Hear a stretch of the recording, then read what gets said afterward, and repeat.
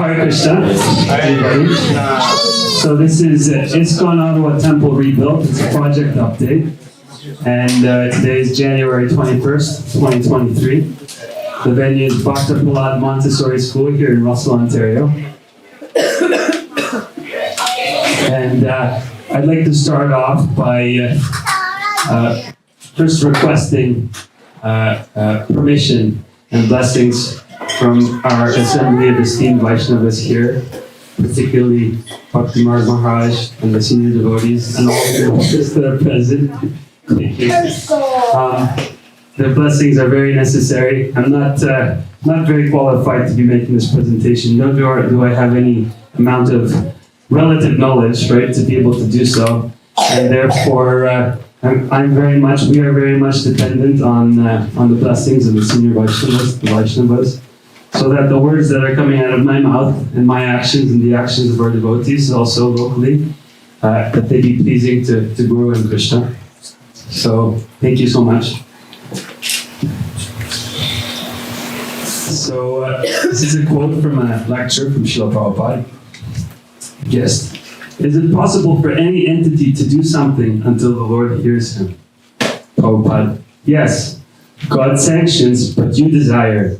Man proposes, God disposes.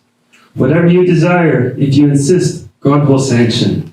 And without his sanction, you cannot do. Therefore, your doing something is dependent on God's sanction, but you desire something out of your own will. You are not a stone. You are a living entity, so you can desire anything. Krishna conscious, they do not do anything without Krishna's sanction.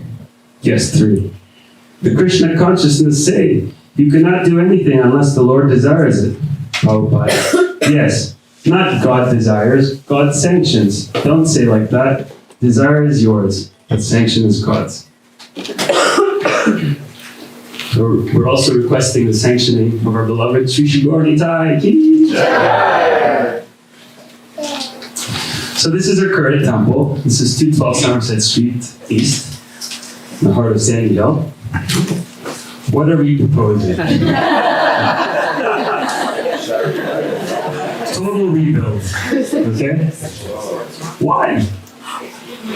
Well, for one, there are some ticket items that are pending. One is that we have a retaining wall that is due of some major repair. And there was a new building that went up right next to us, and the land was excavated. And so now this is something that definitely needs to be addressed. How do we go to the next one? You're too sharp.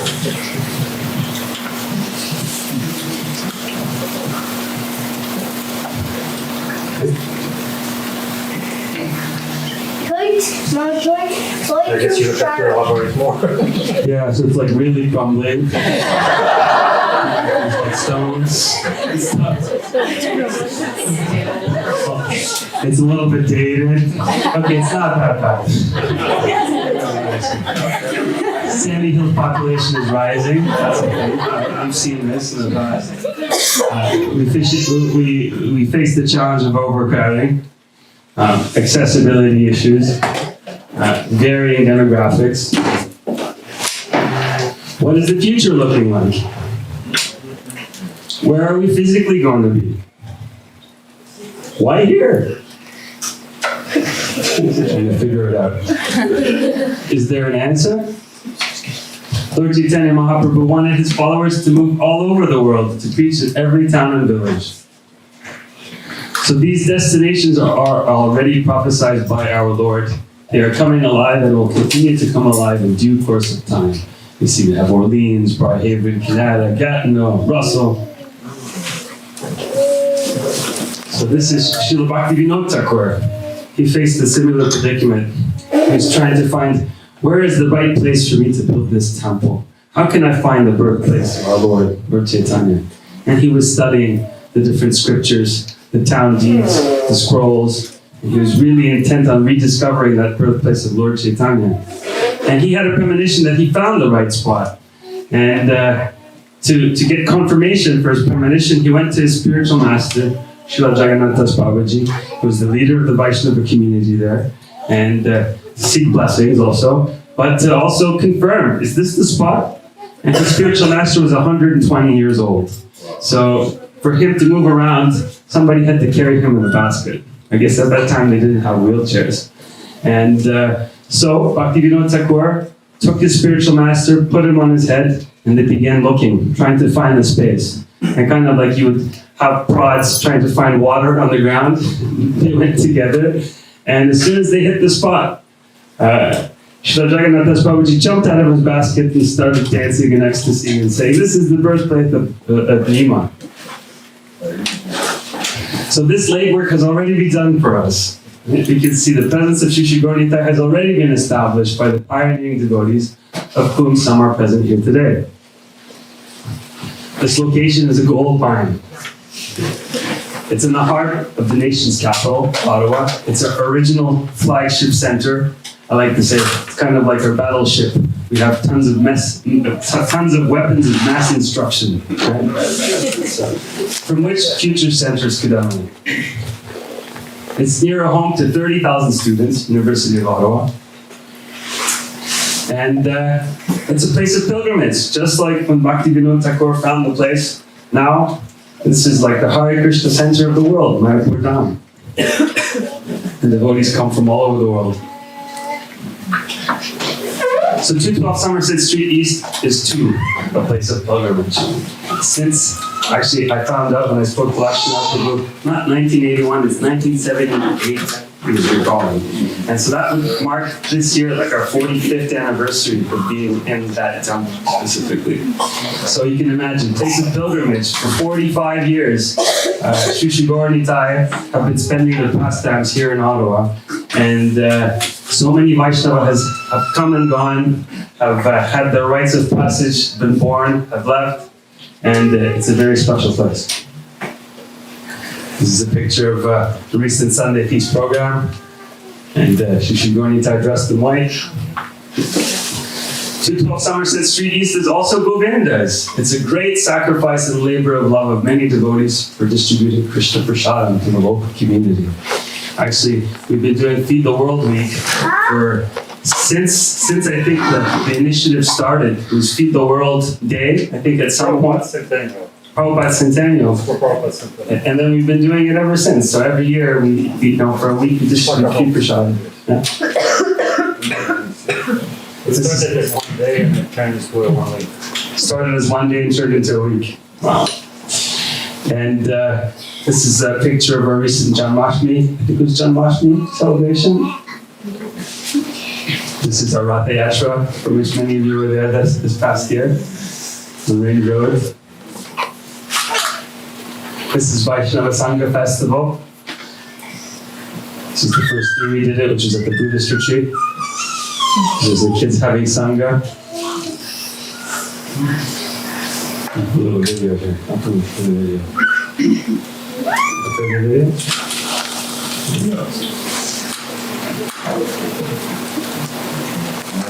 We don't have sound, but that's okay. We've got TV. This is I'll speak over this. So this is Canada Day. And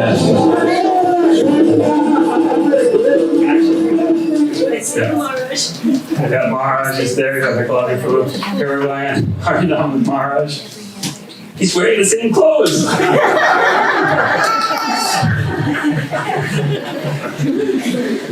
This is on Parliament Hill. Strathcona Park. Yeah, go around for me. Thank you. There we go. Except without skates.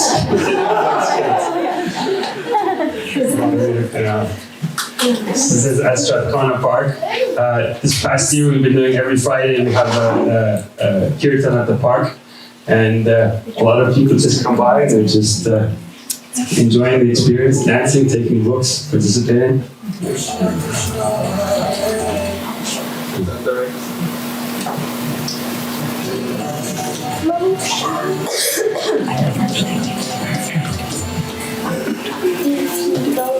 It's a university program, so this is in Ottawa, Ottawa Youth, every Wednesday.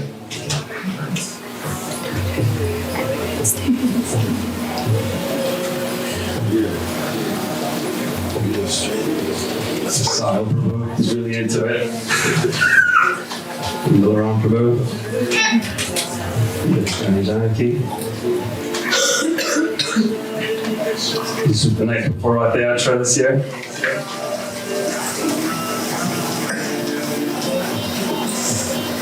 That's Canada Day again. It's the same song. Our theatre video. Watch me to lose the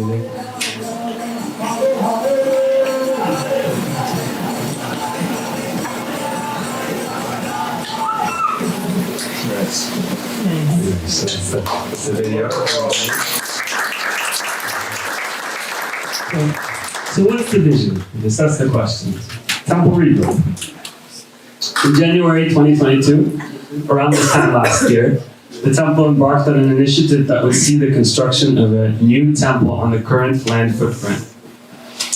An agreement/fee proposal with Rizal Architecture Incorporated, headed by our esteemed Mr. Dinko Sekanovich, was signed January 31st, contracting architectural services for the rebuild of our temple.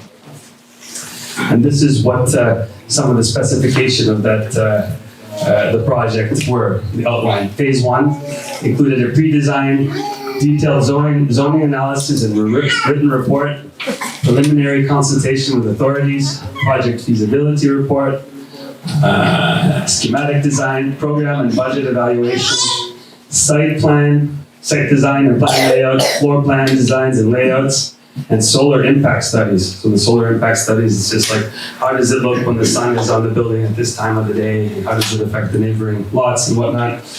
And building elevations, a Class C estimate of construction cost, some digital 3D models to generate for presentation material today, interior and exterior, photorealistic perspective views, assessment of potential requirements for zoning relief procedures, and a pre-consultation meeting with the City of Ottawa Planning Department, which was also completed already.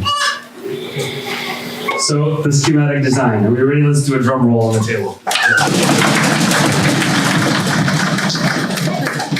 Okay, so this is some concept designs that we wanted to share. This is kind of like a first draft, first fun, and it was a combined effort of Mr. Sekanovich, as well as some of our local devotees, or design-inspired devotees. And this view is from the corner of Somerset Street and Henderson, right, with the front entrance actually being on the Henderson Street side. This is on the Henderson Street side view again. This is the Somerset Street view. This is kind of an inside view with some superimposed pictures in Krishna book as well in there. We're liking it very much. Oh my god. So this is kind of, it's still very similar to the kind of look and design that we have right now. It's pretty much the temple that's spanning the entire length until Henderson Street. And on the other hand, you can see we have space for Govindas. We have some dividers that can open, depending on whether we need more space on the temple side or we need more space on the Govinda side. We can have little nice places of refuge that are set up there. And if we have a big festival, we just open up all the partitions and everybody can participate. Can you go back for a second? Oh, we're gonna go back. We have to get another mic. Is that the mic right here? Yes, it is. Where is she? And on the mic. We have to get her to design a big mural for that back wall. Okay, the top wall, yeah? That'd be nice. Okay. Thank you. Okay, so this is kind of further down. Right? This is the Govindas part. So the idea was to have the buffet on the other side. So we have a little serving area. And I think the original drawing included a dumbwaiter that would go down into the basement of the kitchen. Oh, it's still there? Yeah. Okay. That's the one entrance to the whole building, eh? That's the one entrance. This is on the side. There's also one on the side that's going to be there as well for devotees who want to come to the temple specifically and not for Govindas. This is the, if you can see, I have a little pointer here. Over here, this area, the idea was that there'd be a little book room, a reading room, right, in Bedford, United States. Yeah, a bookstore really, but you can sit down and peruse the bookstore a little bit, read through and find something that you like. And then on the right-hand side there, to the door, would be a takeout window for the food, for just who didn't necessarily want to come inside, but wanted some food and hold this. And then, that would be a cash there, there would be a cash there too, so the books could be purchased right there at the and it provides if you go back forward to the library, it's it would be a cozy little sort of room of solitude where you can just go alone with your thoughts and do your studies and then go and grab some food and enjoy the Yeah, probably one of the reading rooms, I think, wasn't it? Maharaj was saying that, having some reading There's rooms. lots of reading rooms. Yeah, and Dick was saying, it's really ingenious. He's thinking, yeah, when they take takeout for Shadam, they can get books also. He's thinking like a true Hare Krishna. I think that would be more from the outside, right? From the street side. Yes. But you're going to have a cash there, so it doubles up as a point of purchase. Wonderful. Okay, let's move on. Okay, so we saw this. And so, there we go. Shushi Gorni Tai. Yeah! How high is that? 30, 40 feet or so? Yeah, so the temple room space would be a double-story height. So we have about 9 feet on the ground floor. Then there's about a foot of space with the thickness of the floor, and then the second floor would be about 8 feet. So altogether, about 18 feet in that space. The space that's more sort of within the side and that swim space that we were talking about earlier would be just a single story, but the actual temple room would be a Above the altar chandelier, is there an extra space up there? Yeah, so the chandelier is not directly over the altar. If you can find the view in the daytime, I think go back. Why don't we have that? Go back about 2 o'clock. Oh, yeah, right. It's not showing a little bit more. Oh, it's looks like that. This one? Yeah. This is a nighttime shot. There's one for daytime as well. Yeah, right there. So the skylight is directly above the altar, and it's supposed to emulate, or at least reference, the appearance of a car, which is something that you normally see on sort of Indian temple, traditional Indian temple architecture. We're not thinking that it would be appropriate to build a huge stone tower that would overtower everything in Sandy Hill, but a small reference to something that sort of just signals something a little special over the altar. I thought would be appropriate. And then the chandelier is actually not hanging, even though it's not showing in this picture properly, but it's a little bit forward. It's more in the center of the room, whereas the altar is pushed back almost all the way to the end. And you can see two doors on the sides there. That is reserved in the back. There is about a 3'6" space for paraphernalia for the DB clothing. the DB clothing and the jewels and all that. Great. Everybody's wanted a light space when it came out. We wanted some light to come in there. Right now we have a chandelier, but maybe we could do like the Vedic planetarium and have the planets up there. That's interesting. Solar energy? That'd be cool. There's definitely enough space on the roof. Yeah. We'll get to the roof. So the new build will have some of the following features, right? This is what we were talking about. A 4-story build that will increase capacity to at least 150 persons. A green roof to house Tulsi. A dedicated Govinda space. A lounge solely for meditation / yoga, or some Sunday classrooms as well, in the second level. Ashram facilities, and some guest rooms, as well as better accessibility, right? And we said, Dinko was just mentioning we'll have some DD storage space.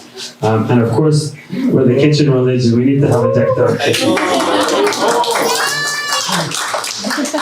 So we'll have some more renderings that are coming of this too. We just weren't able to quite get it for today, but as time goes on, we'll have more that we'd like to share with the devotees. So the estimated market cost for a project like this prior to completion of phase 1 architecture services came in at around $2.5 million.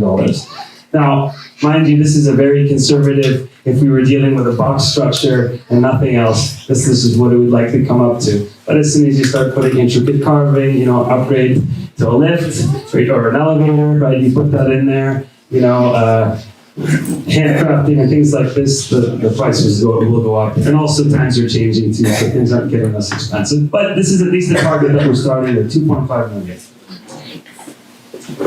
And once those funds are there, or a good chunk of those funds are there, should we embark on construction, it's usually, the way that it goes, it takes about 10 months to complete. So you start in May, shovels go into the ground, and by the beginning of winter, we put the finishing touches and some work can be done on the inside. So where does the project currently stand? So a topographical site plan has been completed by Farley, Smith and Dennis.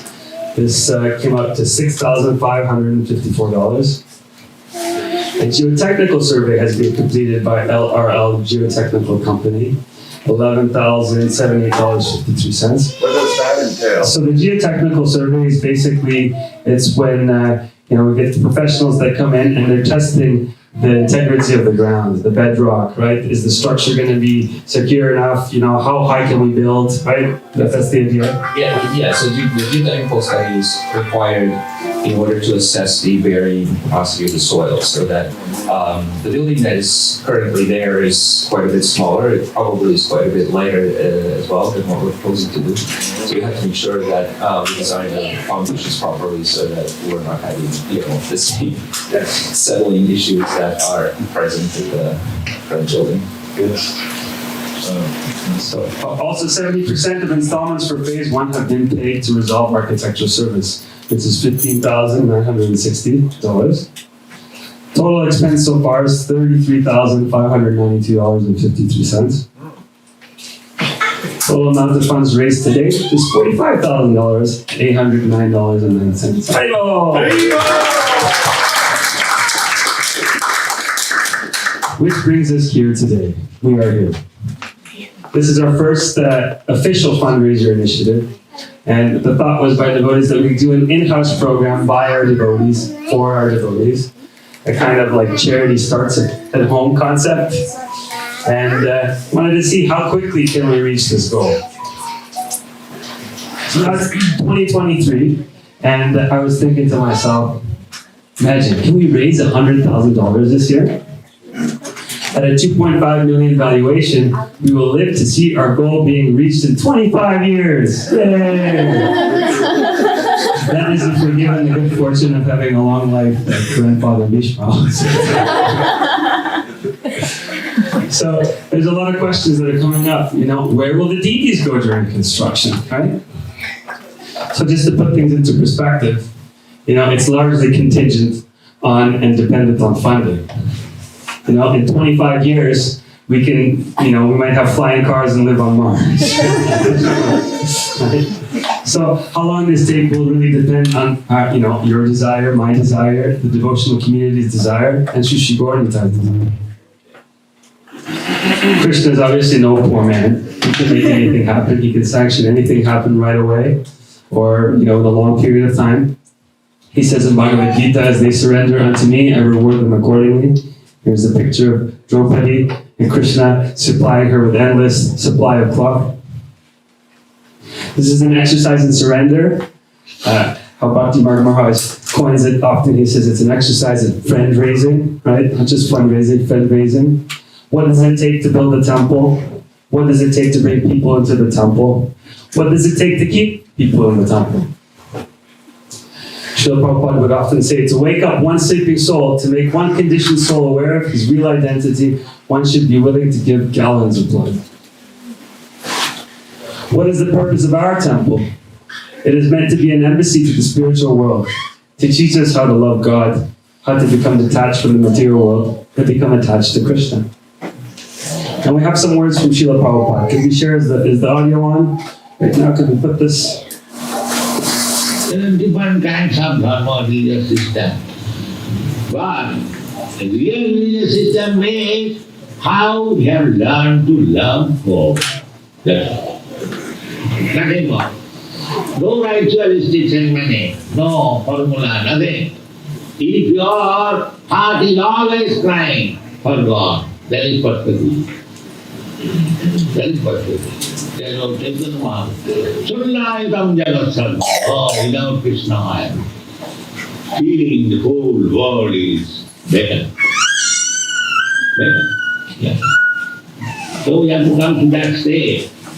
Of course, it is not possible for all of us, but Chaitanya Mahaprabhu showed us how to become first religious person. That is, to feel always, oh, without Krishna, everything is better. Sunnaitam samjagat sarvam govindam virahenam. That is Dharma.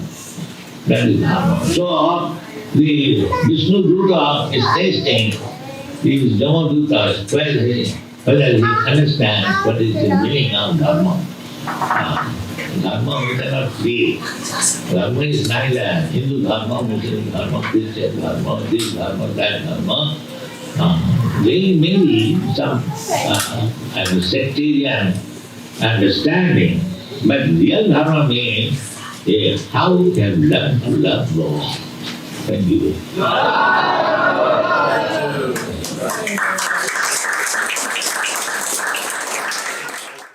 Radha Krishna, Radha Krishna, Shama Kunda Radha Kunda Giri Govardhan Ki Jai.